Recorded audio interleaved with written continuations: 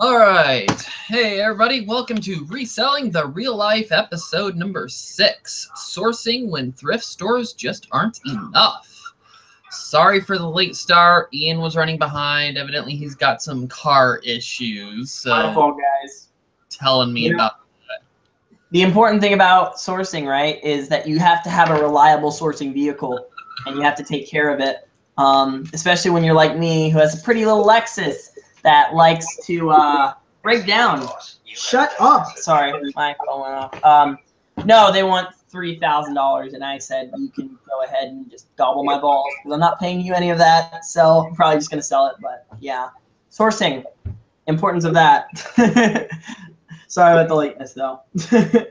Yeah, after the last episode where we were going to be talking about fourth quarter with it was just me and Ian, we got completely off topic and never got back onto topic. So we actually made a list of what we're going to talk about today. There we go. Try and stick to that. We will. And this is a topic that I get a lot from friends of mine who are getting into reselling.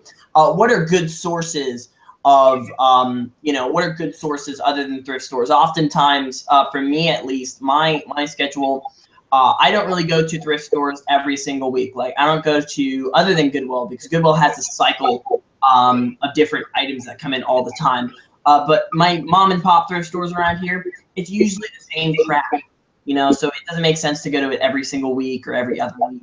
I might wait as much as 2 or 3 weeks to go to, a specific thrift store because it's the same crap out there. Maybe that's just how it is in Florida. But yes, no. I personally like to hit up the same because I have my post office, and then literally a hop, skip, and a jump is my Goodwill, and I will go there like either every day or every other day, because you will find like that next hot item. It's like, even if it's like later in the same day, like you can go in early and then, okay, I've gone through everything, everything's listed. Okay, I'm going to go back later on tonight just because I'm going to the post office anyways. Oh my God, there's something new there that I have to have right now because it's going to be like a really awesome find. So you never know. Right. Am I echoing?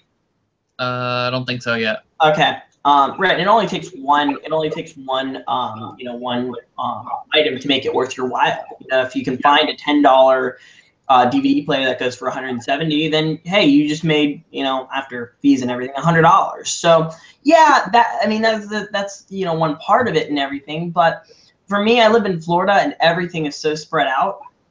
So it doesn't make sense just to go all the way to a thrift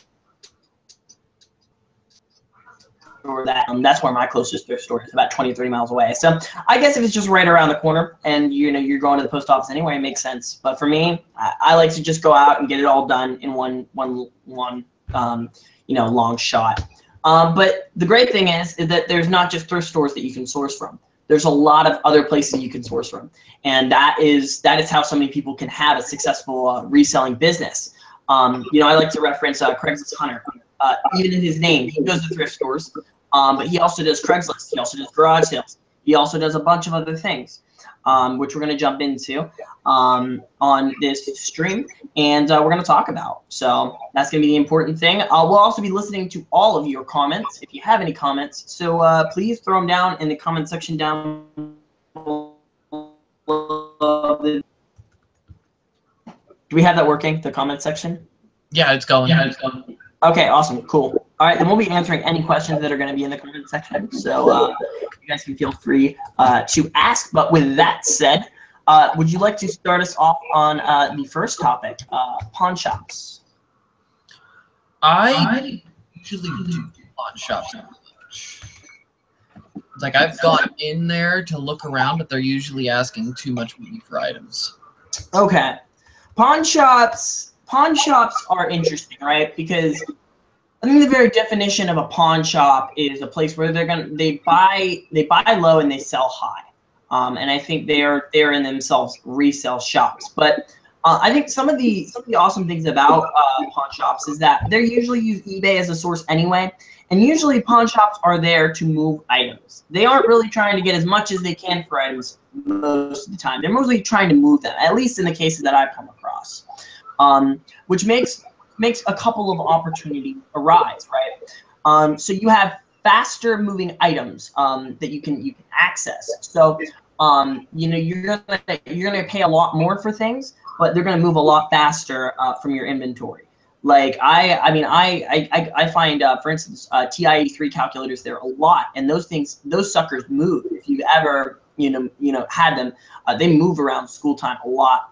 But they just move whenever. It's amazing. But pawn shops, they have higher prices, but they have higher prices with the idea that you're going to negotiate, right? You're going to, hopefully buy a couple items and want to negotiate the price down. That's not always the case, and they're not always willing to move on some items. But if you're buying a lot of other items, they'll take that price down for you.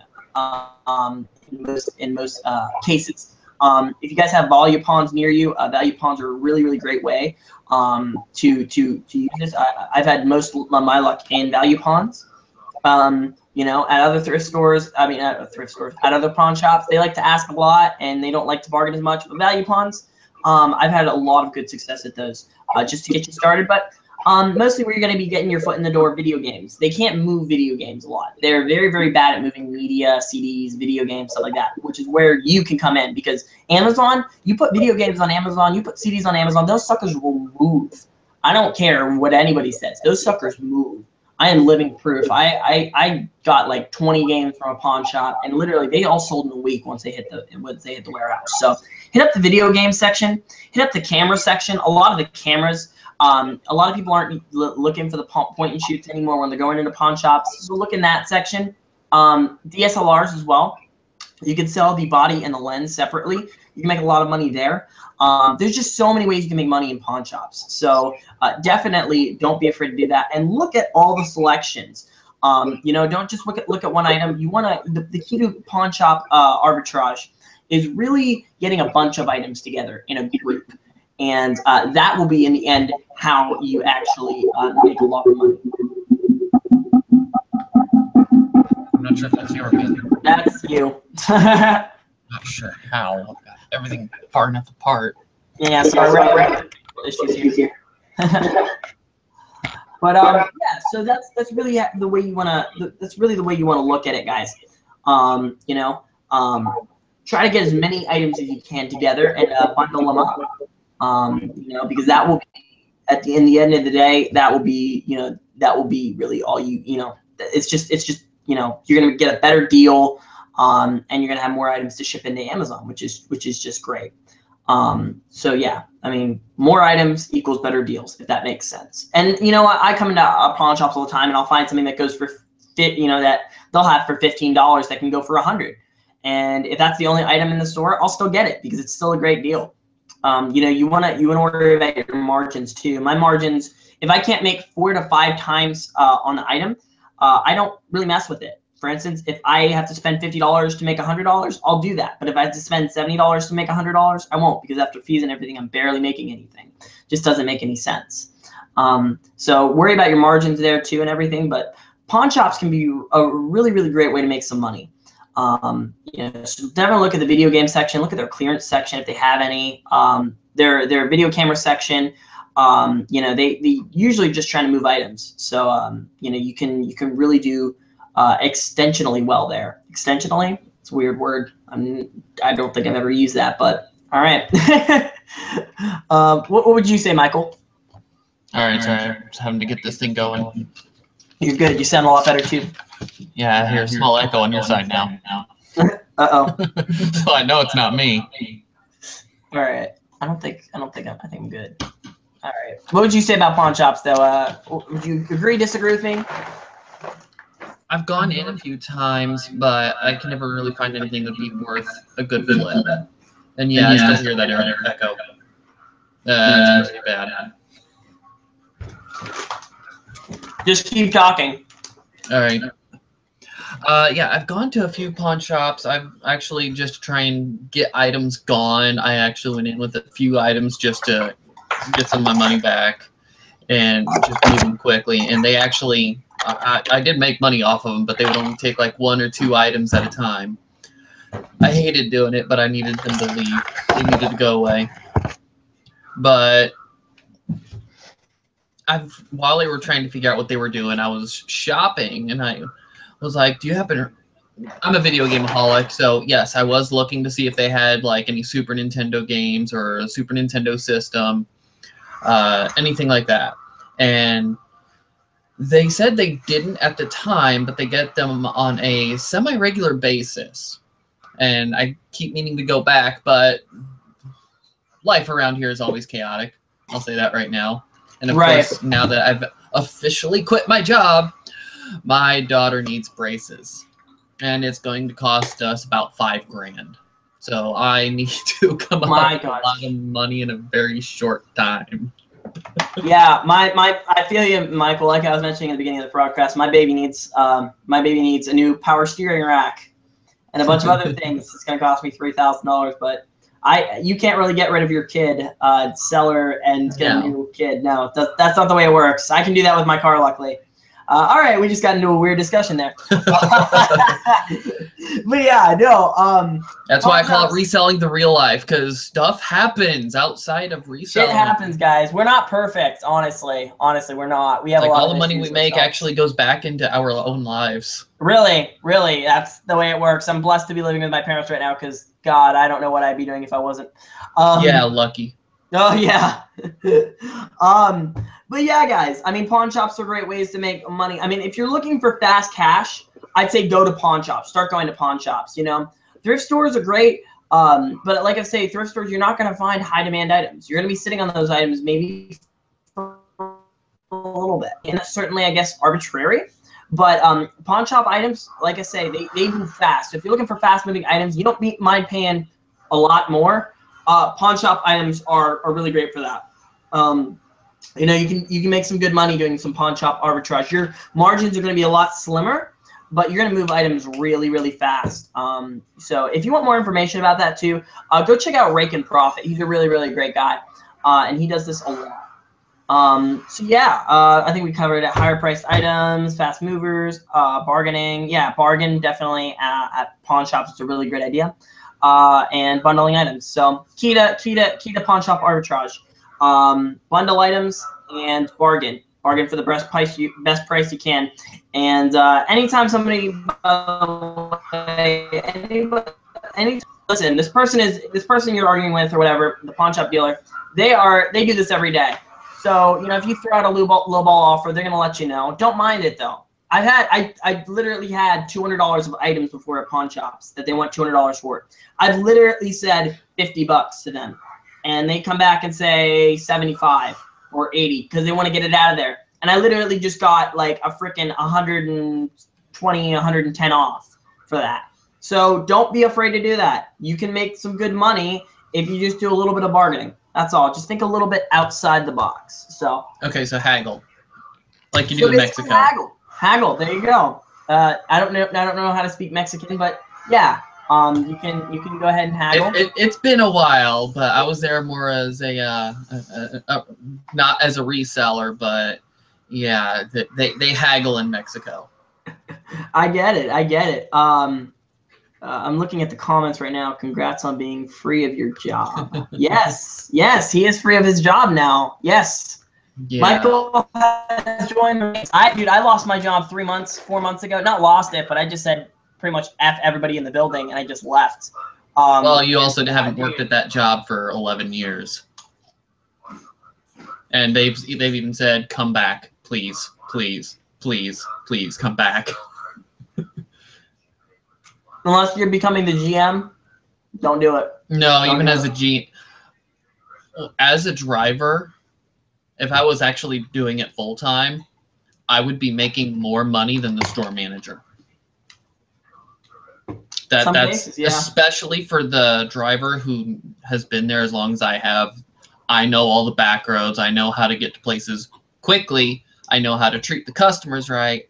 I would always make more money than the store manager when I was doing it full time. Sadly, I think the position of store manager and driver are completely two different positions. So some people was offered when I was shift manager. They were trying to get me to work my way up into the company, I was just half shift manager, half driver, and they're like, do you want to just go full like management? Do you want to like go assistant manager? Do you want to be store manager? It's like, no, I just want to drive. I know the hassle that comes with. I am not going for that. It's like, I do not need that stress. No, I completely understand that. Yeah, but yeah, quitting your job is good, and happy that Michael has done so. So he's joined the ranks. So, and I encourage you guys, you know, a lot of people, and I'm not going to touch on this very, you know, I think this should probably be, and this was addressed on your last webcast actually with the Gilmans. You know, quitting your job, if you can make more money doing Amazon and eBay or whatever you do, doing that, then you can at your, you know, at a regular day at your job. Go ahead and make that decision. Then go ahead and quit your job if you don't need it anymore. You know, I'm not just going to keep doing an inefficient job that's not making me any money. You know, and that's why I quit McDonald's and my grocery store job. I was making a lot more money doing eBay and Amazon. So yeah, but I think Michael already addressed that in his last webcast. But anyways, getting back to sourcing. So we already talked about pawn shops. Pawn shops are a great way. Our next is garage sales. Garage sales. Garage sales, as I call them. Okay, I'm going to stop.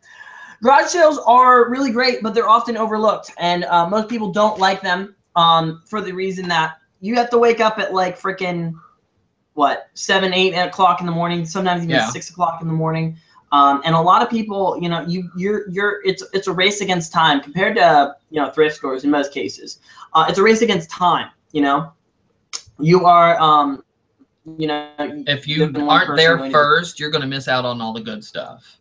And to pretty much, Melissa Hefner's question, do older video games do well on Amazon? Yes. Honestly, I do not know. I don't normally sell older video games on Amazon. It really depends. I don't normally find them.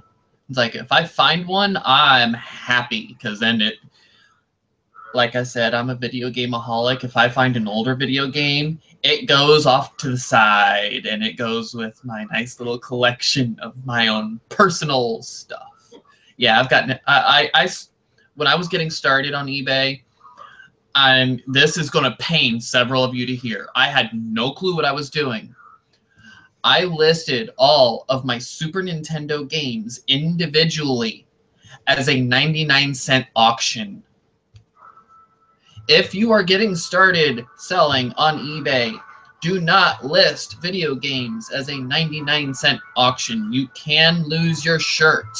I was lucky somehow I did it right. I made a lot of money. Oh, I made a lot of money.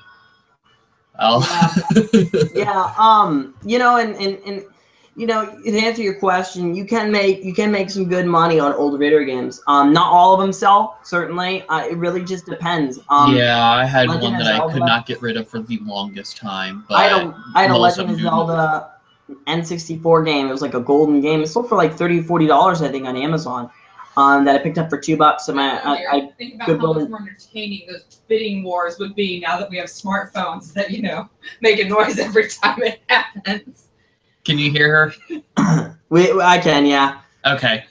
Yeah, no. Bidding wars were pretty fun then. They'd be even more entertaining now with the repeated cha-chings on the phone. Yeah, that cha-ching every like 10 5 and 10 seconds. Yeah. Yeah, I mean. Yeah, because I was sitting there watching it once and it's like, okay, why is this only going for $8? Because I had the exact same thing and then I had 2 of them. It's like that one went for $50. This one's only going for $8 and it's got 8 seconds left. What's going on? Oh yeah. And then in the last split second, it jumped to $50.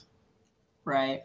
It's like 1 second. What? $8? $50. It's like, oh. Okay, I'm happy. Yeah, definitely. But yeah, I have Melissa. You can definitely make some good money on older video games.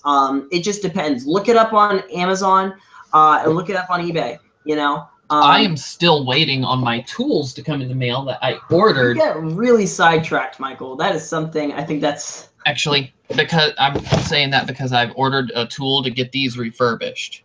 Yeah. Cleaning them too. If you can clean them too and refurbish them, you can make a lot more money on them, in my opinion. But anyways, we are getting so sidetracked, Michael. Yeah, I have bought the tool to open those things up and supposedly. Garage sales. Okay, garage sales. Garage sales are a great way to make some money too. You know, I'd be lying to you if I didn't tell you that most of the money I make at garage sales, in fact, is media. Media is 90% of what I buy at garage sales. Why? Because no one looks at it and no one wants it, except for people on Amazon and everything like that. It sounds like somebody is getting killed in your background, Michael. Perhaps you might ask them to turn it down. Okay, perfect, great.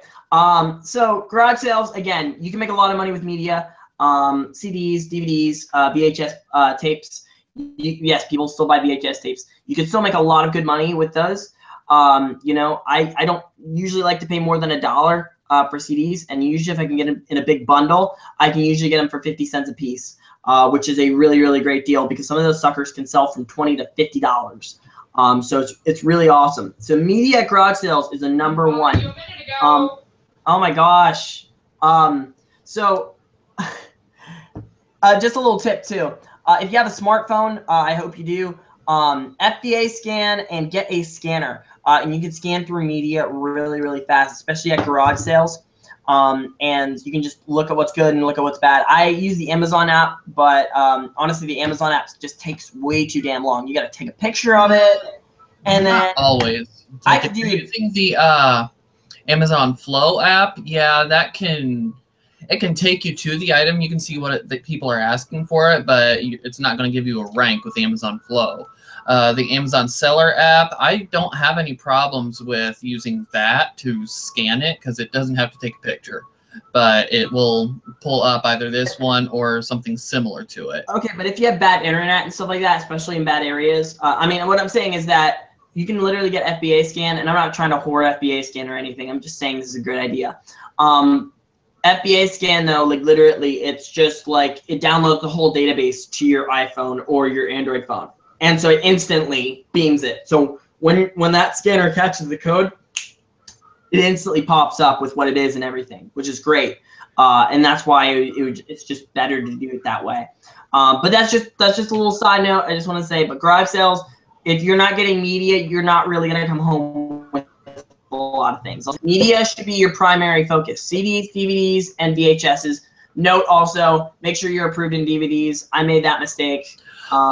There's actually a lot of DVDs that you can send in.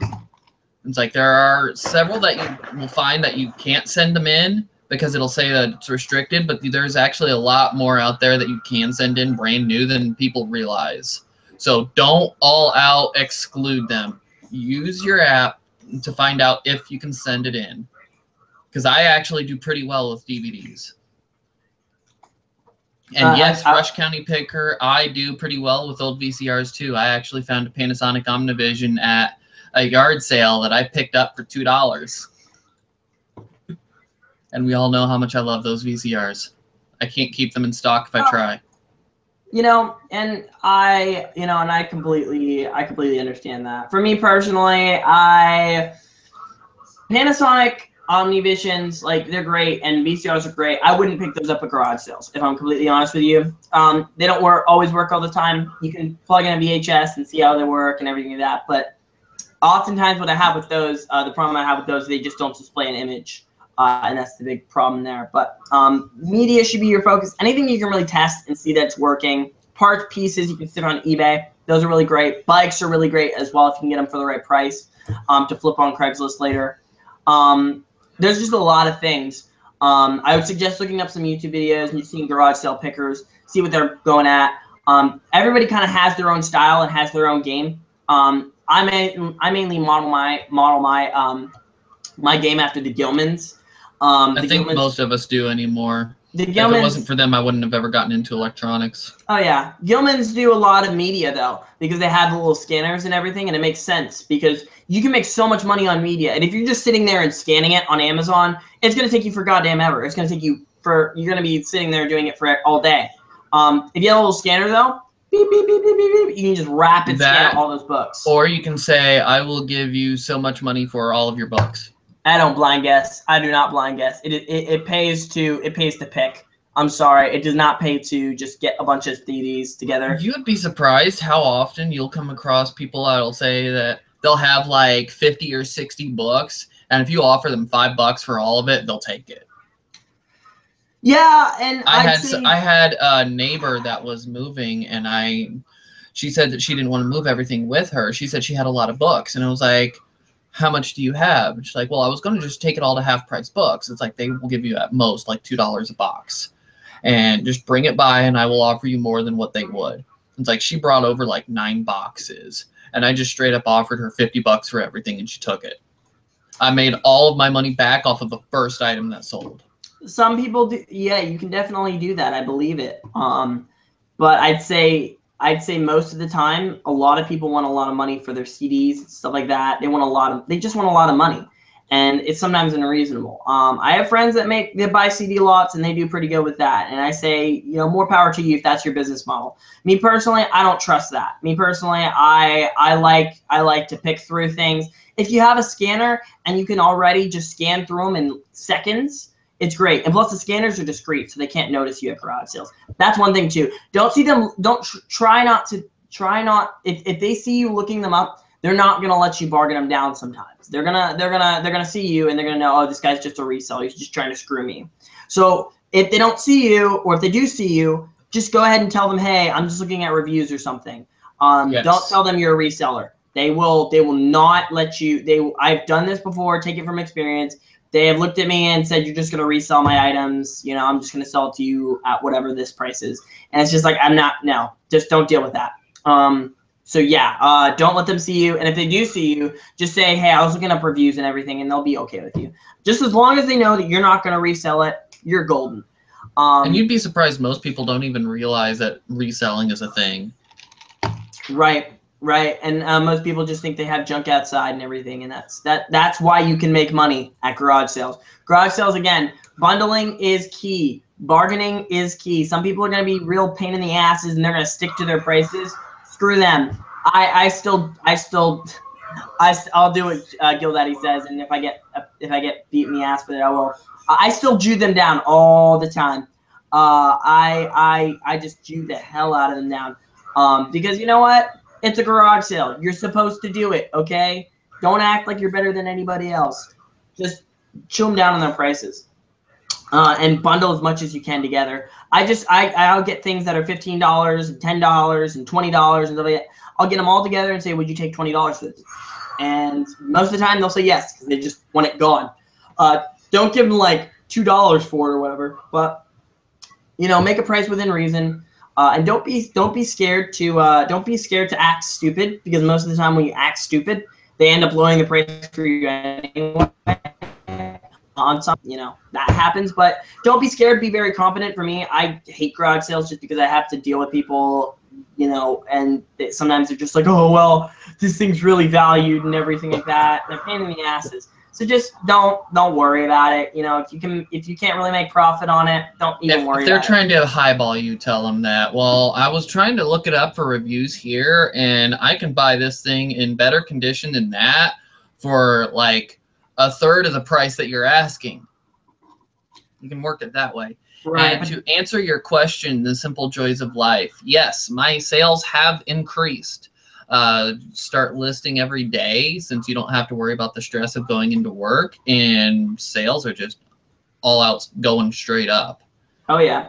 I mean, for me personally, I haven't sent an FBA shipment in 2 or 3 weeks, and I am just going off of my original inventory. And as you can see, I'm getting that ready right now. I'm getting a bunch of boxes to send into FBA.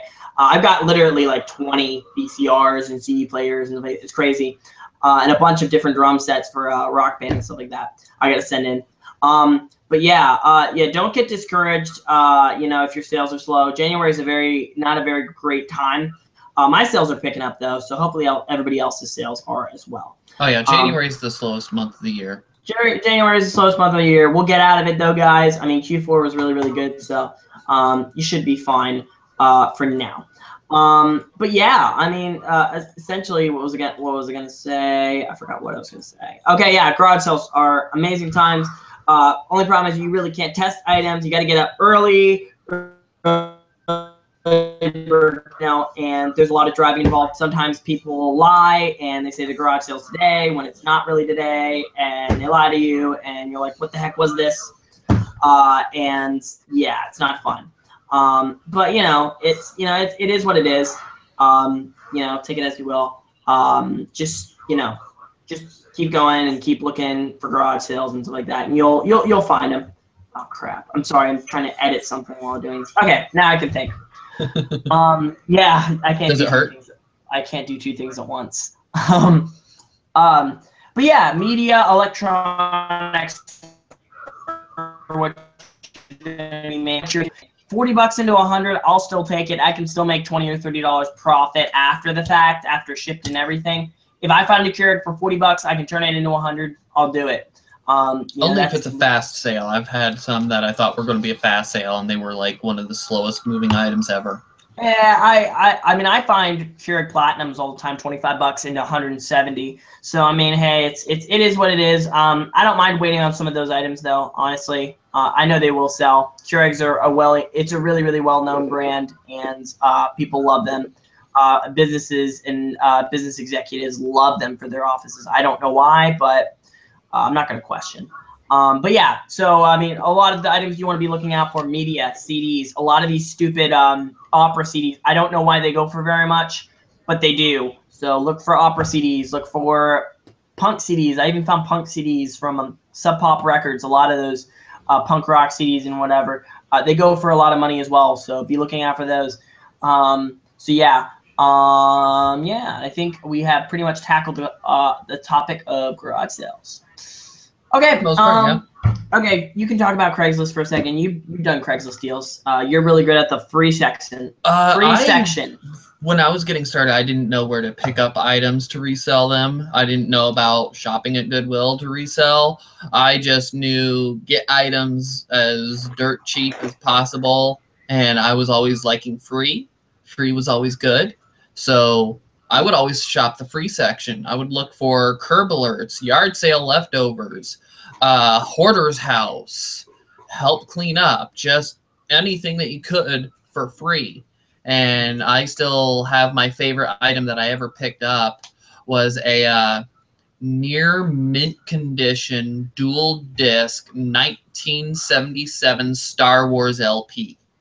And I loved that thing because got a great big box, and I squealed like a little girl on Christmas morning, and my wife came running, what's wrong? And I held that up, and she's like, oh, it's that thing, and just walked away. Like, seriously? You have no idea? And I looked it up, and it was going for a pretty penny, and I think I sold that record, the dual disc record, for like $150.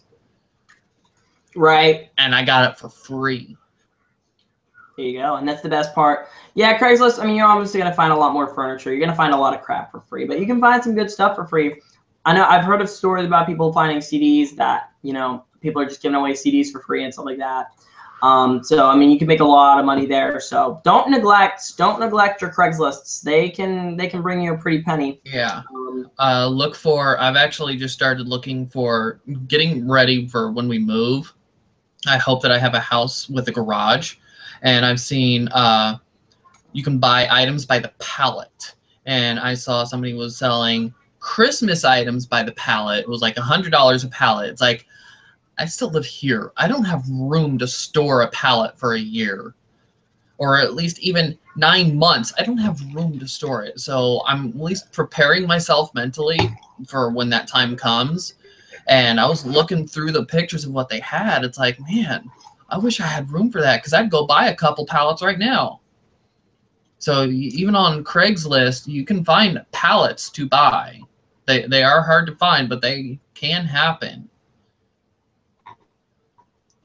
If you want to do books, people sell books in lots on Craigslist. I've seen, what was it? One person was selling library books after they've been checked out from the library, that they could say, hey, just buy all these old library books for this price. It's like, honestly, I try to stay away from old library books just because when I want a book, I want it as a book, not an old library book, because it Uh-oh. comes with covered in all those old stickers. It's like, no, and it has like other people's handwritings and sometimes kids goo all over the books. Yeah, no, that's not me. So I try to think of what my customers would want. They don't want an old library book, so I try to stay away from those. It's like I have a few sitting at Amazon right now, but they are in mint condition, but they're also going for a pretty penny. Yeah. Like I think I got one sitting there for like $150. Yeah, while you're doing that real quick, everybody give this video a like. We have a lot of, it seems to be haters in the videos. It's literally four likes, dislikes right now. I don't know why. Oh, I don't ever worry about it. That just means that they're watching it. Hey, well, I really like this video. I think it's going great. We have a lot of great questions. We have a lot of great people in here. So go ahead and give this video a like if you like it, and if you dislike it, why are you here? I'm just kidding. But let's go ahead and answer the question. The simple joys of life. Did you answer this question, Michael? Have your sales increased now that you have? Yes, I answered that question. You answered that question. I'm an idiot. Okay. Great. Awesome. He makes a killing on all VCRs at yard sales.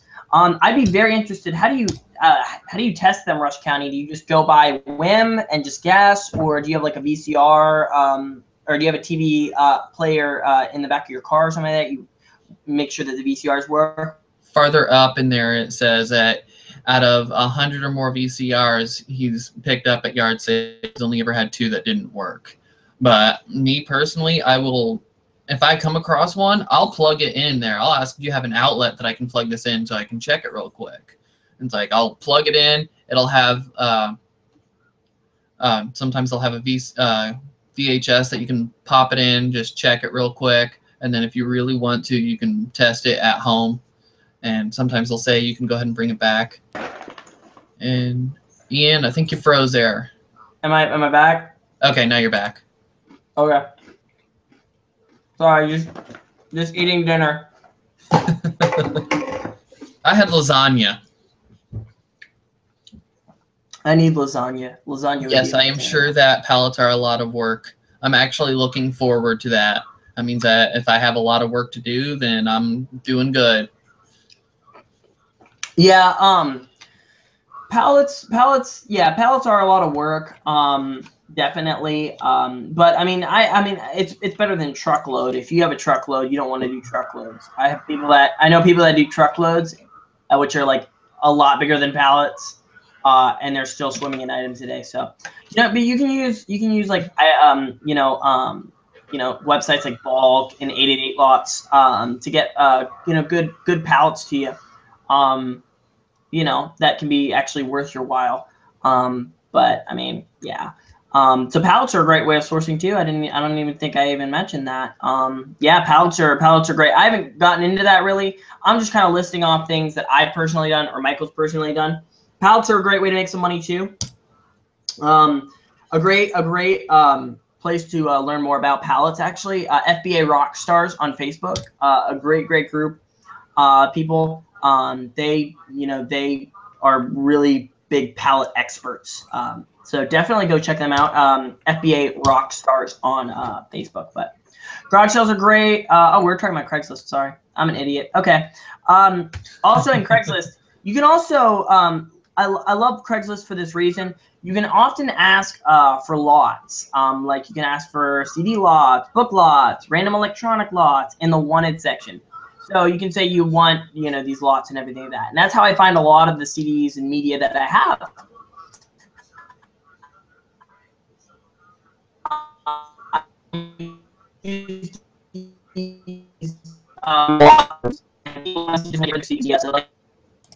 Guys. So definitely, post a couple ads in the wanted sections of what you want: books, CDs, random electronics, whatever, and offer them a bulk price. Am I? Okay. I don't know what it is. Hold on. Let me leave and come back. All right. I don't know. Yeah, he's cutting in and out on my end. I don't know if it's just me or not. But he evidently was just saying that he likes, because he was cutting out hard on me. Oh, he's back already. All right. Yeah. My internet is awful. I'm sorry. Close everything else that you're not using. I'm using it all though. Yeah. Craigslist is a great way to make some money though. You can also search for items as well. Another source is OfferUp, which is similar to Craigslist, but it's an app on your phone actually that you can use. I find a lot of great things there too. You end up paying a little bit more and it's a little bit less efficient, but hey, when I'm done going to thrift stores and stuff like that, I can just meet up with people right after and just go and pick them up from their houses or pick them up in a local location. Just exchange money, make sure the thing works, and you're good to go. So I would personally say meet people in public. Don't go to people's houses. Like I actually had somebody messaging me on eBay the other day saying that I had something that he wanted and he was local. Wanted to know if I had a brick and mortar store. It's like I don't, but I could meet him somewhere. And it's like I even told him straight up. It's like my wife does not want me meeting people or having people over because she is afraid of anything that might happen. And he's like, good thing I'm a cop. I fully understand. And yes, I went out to McDonald's and met him. And yes, he was a police officer. And it's like what he was picking up was dirt cheap. I knew he wouldn't have tried anything. But yeah, go out and meet somebody in public. It's like don't try to do it all at your home.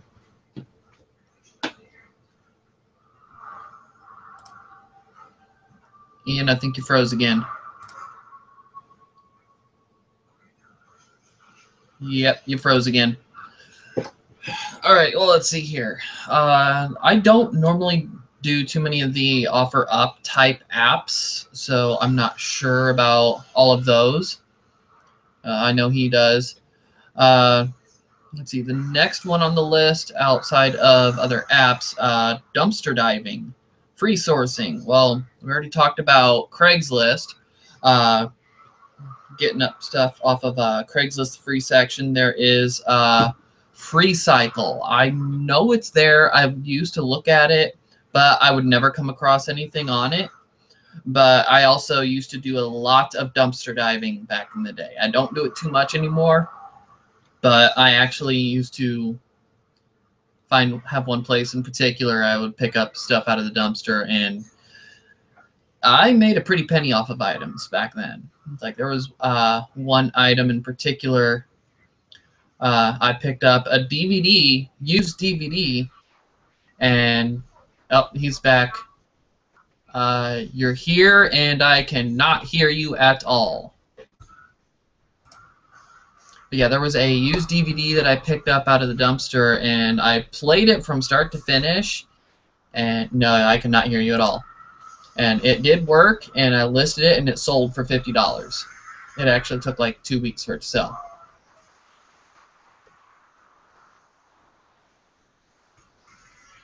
Yep, you're here, and I can't hear a single word you're saying at all. And he's gone. Gotta love technical difficulties. Let's see here. The things that he has listed here. Dumpster diving. Chances of getting caught. Yeah, I've been chased away from the dumpsters from police officers before. So, yeah. Hey, he's back. How does it work? And now I can hear you. Awesome. Like, I didn't know where you were with OfferUp or anything like it. I don't normally do those kind of apps. But I was talking about dumpster diving and stuff that I've found. Chances of getting caught. Yes, I have had police officers tell me that I needed to stop and leave immediately. Otherwise, I would be going to jail. And so, yeah, I stopped that night. Yeah. I went back the next day. Because I was in the middle of finding something. It's like I really wanted like the complete set of books, and I was digging farther, and I only had like 10 of the 12 books, and I wanted more. It's like I was looking and I couldn't find it. Like, yeah, it was a near complete set of Time Life books. I can't remember which one that was, but yeah, I had a near complete set. I couldn't do it as complete, so I actually went out and bought it. and then I sold it as a complete set for like I paid $8 for the 2 books that I was missing, and I sold it for $180. So don't completely rule out dumpster diving. After we move, I'm probably going to be getting back into it just because I actually did make a decent amount of money off of it. I had one eBay account just for the items that I found out of that one dumpster. And Ian, I think you froze again. Yep, you froze again. I'm giving you a minute. I'll put this here in case you can't hear me. You froze. Try restarting your computer.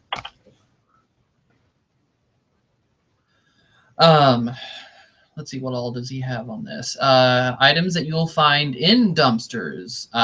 Broken items. Yes, you will find broken items, Ian. Yeah. Behind stores at night. Honestly, what I found, yeah, you can do it at night, but I honestly had more luck in broad daylight. It's like you would actually find more items in broad daylight, especially early in the morning. I actually found some really nice plastic flip open totes, and I was finding some. Are you there now? Hello? Yep, now I can hear you. Awesome. All right, you are having some hard issues now. You know what? I think it's probably my Kindle publishing stuff. Yeah, that would be slowing you down a whole lot. Oh yeah, dude, my book is like literally 20,000 pages long. Yep, that would be doing it. My Microsoft Word is literally dying. I went ahead and closed it though, so hopefully that solves all of the issues that we have. Okay. But yeah, OfferUp's a great way to make some money, guys. So don't neglect it. I'm sorry, I'm eating dinner right now. And a little bit behind. That's all right. Dinner is very good. But yeah, again, bargaining is encouraged. You can bargain down on there too. You know, some items may be misdescribed.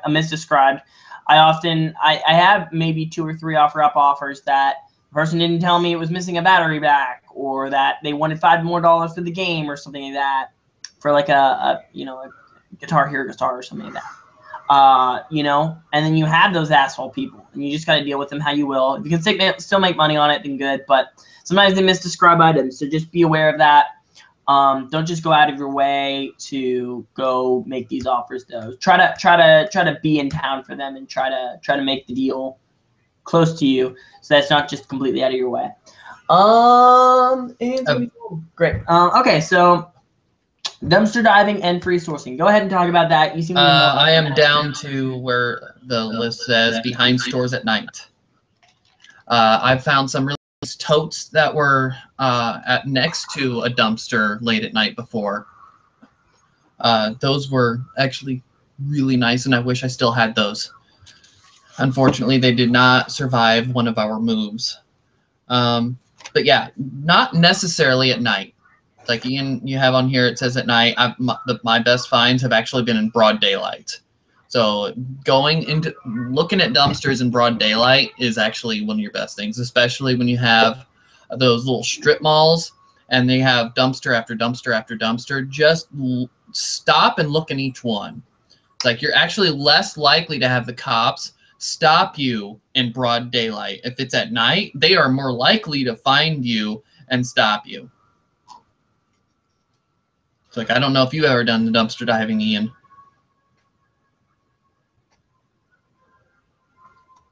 And he is still cutting in and out. Yeah, he's having issues. All right, well, moving on. Brand new items sometimes. Hey, I can almost hear you. And he's gone again. All right, brand new items. Yeah, I've actually found some really nice items that were brand new in dumpsters. You will actually be shocked how often you can come across brand new items in dumpsters.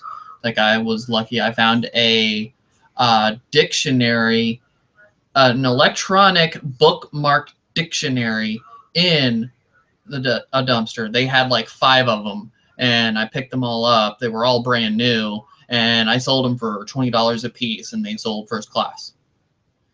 So you keep your eyes open in dumpsters once in a while. Don't just, if you go one day and there's nothing there or it's almost empty, go back the next. You'll be surprised. There are even dumpster diving groups on Facebook. Go take a look. You will be surprised. People are sharing what they find.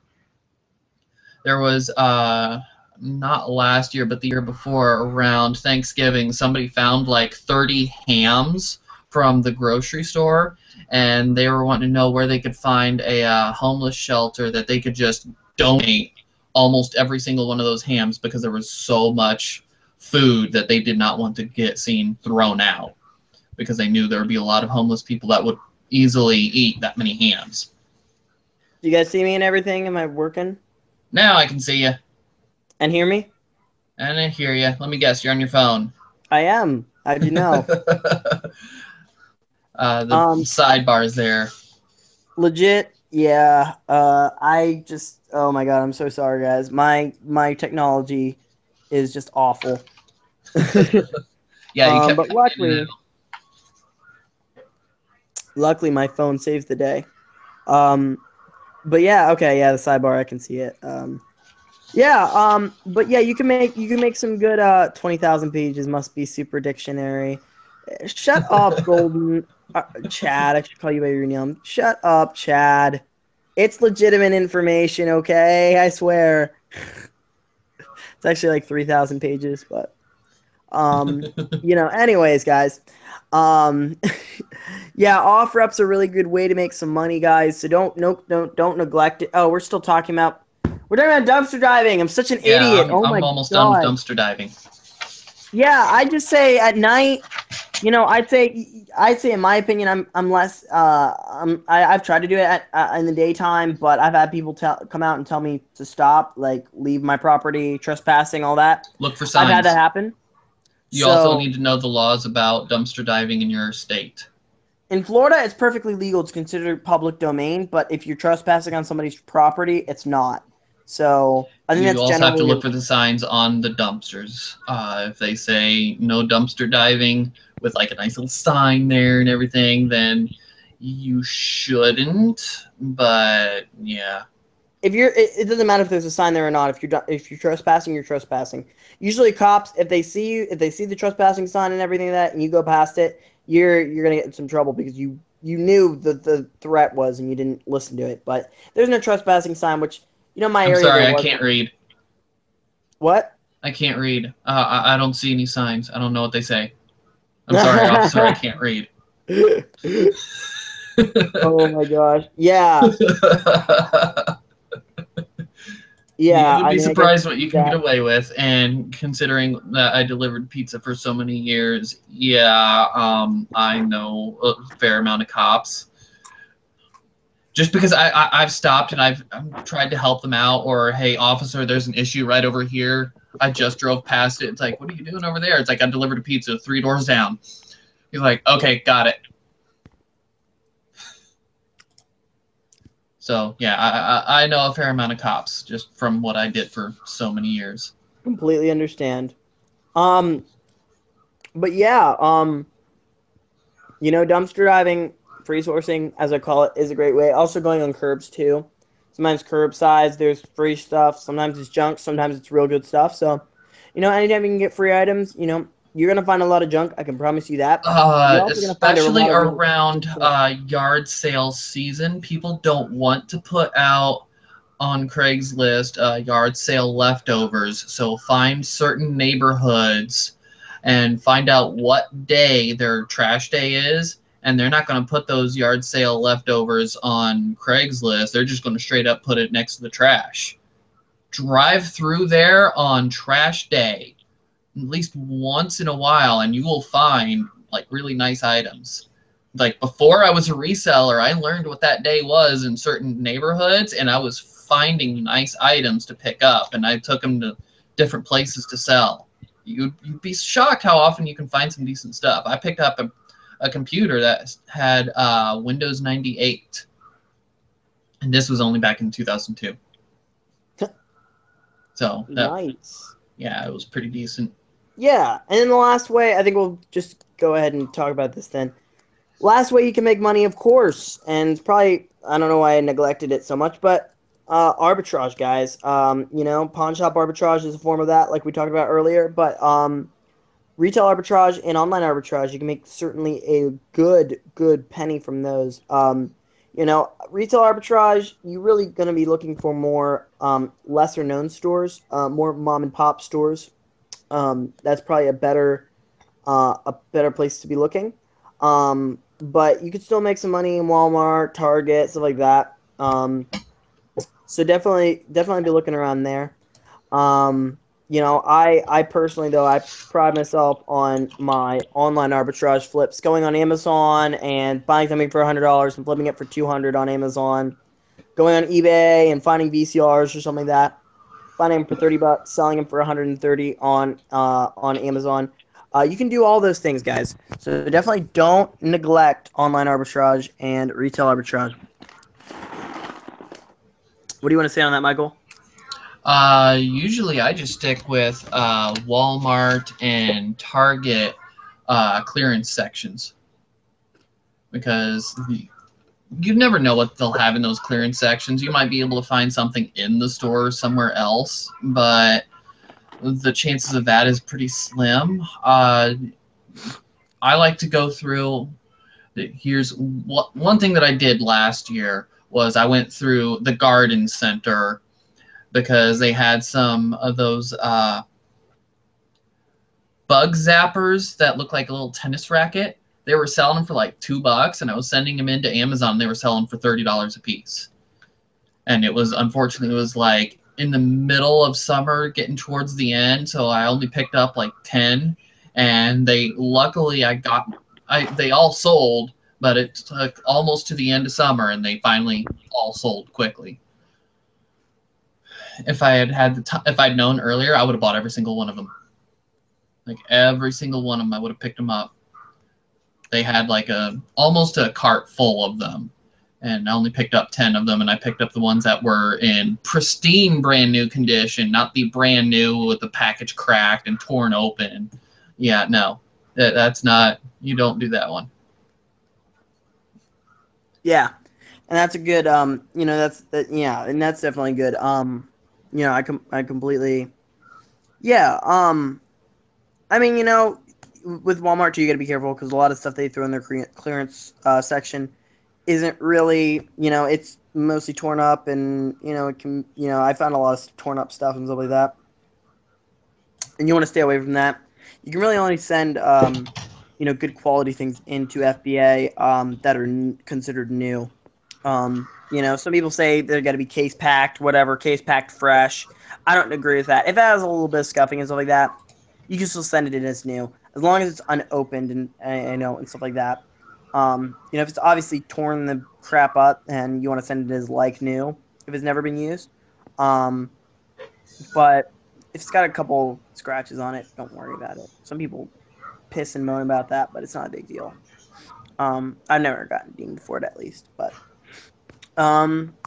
yeah, I mean, somebody in one of the groups that I'm in, said that when they're going through the clearance section, they said that if they can find the manager and flirt with them a little bit, this was a female saying that, she can just straight up offer them a price for everything on a certain shelf and get a decent deal on them, and then she can just straight up flip them.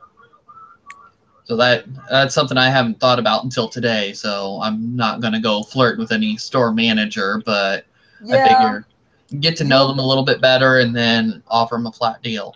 It's like my Walmart has a iRobot that they have on clearance for $350. Well, it's been sitting there for over a year, and I was looking at it a year ago, and last year it was selling for $325, and now it's selling on Amazon for $250. Yeah, it's going to be sitting there for a while because they're not going to drop that price any. Right.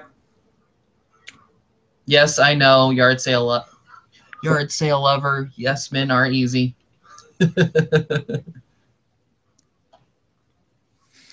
Here's one I didn't see on here. Oh, there it is.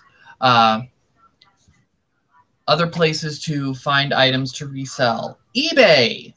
Yes, you actually can find decent deals on eBay. You can buy like a bulk of DVDs on eBay.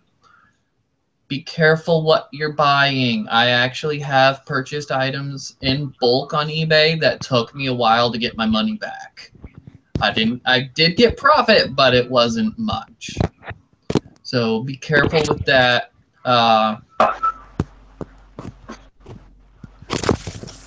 Crap. You're right there. I am trying to make a definitive stand for my. There's some sort of echo there. Yep. There's an echo. How's it now? Let's see here. Let's see here. Yeah. That's still there. Still there? I'm still here. And it's still there. How's it now? Yep, it's still there. Okay. Yeah, it's still there. Yeah, okay. It's still there. Yeah, it's still there. I can't find the button to mute you. There you go. Okay, you muted yourself. How's it now? Yeah, that's still there. Yeah, that's still there. Are you kidding me? No. How is it still here? How about that? Let's see here. All right, that was bad. I just muted you. Yeah, that was painful. Sorry, guys. Michael doesn't know how to use technology.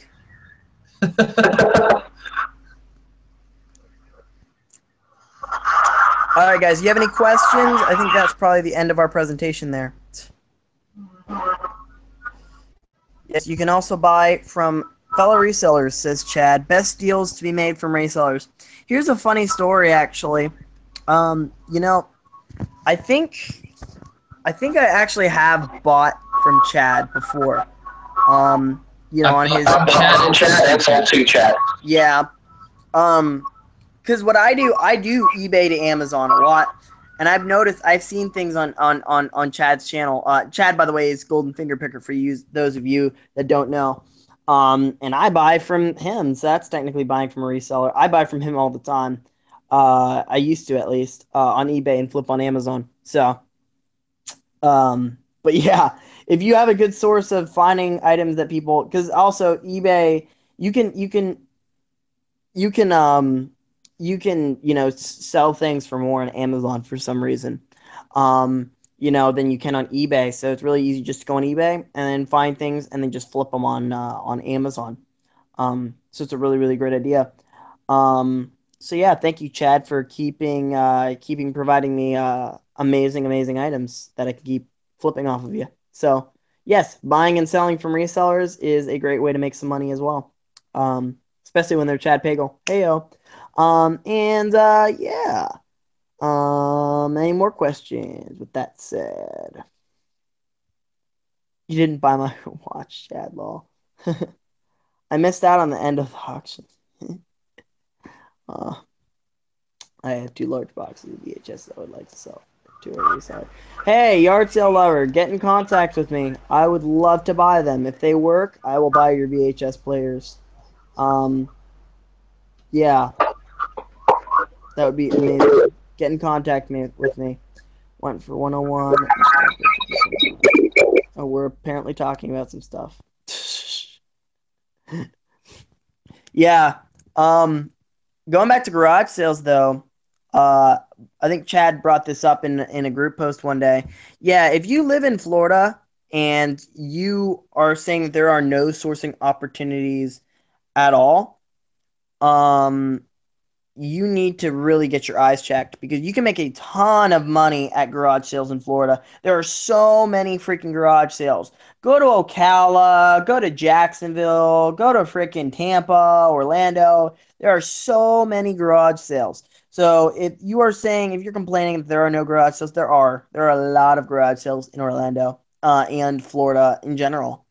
So yeah, don't say that. There are plenty of sourcing opportunities in the Florida state. So yeah, go check out your local garage sales. I know in the upper north, it's like frickin' snowing out there, so there's not as many garage sales. But if you're anywhere in the southern region, there's probably a lot of garage sales going on right by you. So don't be afraid to look. All right. I want to. Do you guys have any questions? Oh, they all work tapes. Oh, I don't want VHS tapes, yard sale lover. I want VHS players. Those things are the best. I just realized how much acne I have now on my face. Oh my lord. Alright, I'm getting ready to mute you. Why? Hard feedback. I'm gonna wrap up here. Are we? Okay. Ah, wow, that was painful. Okay, so, yep, I think we basically covered all of the topics that I was at least wanting to go over. So, yeah, make sure when you're going through, get your items listed. If they aren't listed, people don't know that they're for sale, and they won't move. I found a giant box of clothes the other day, been listing them, and they're moving right now. It's like, thank God. So I'm probably going to do a video on my theories on Cassini, just because evidently I did something right the other day that Cassini absolutely loved. Yeah, I woke up this morning to like $120 in sales. So, all right. So, guys, that is all. That is where we think we've covered all the basics of where to source when it's just outside of thrift stores. So don't feel free to ask any questions down below, even after the video is over. So don't forget, like, subscribe, and yeah, leave down that comment.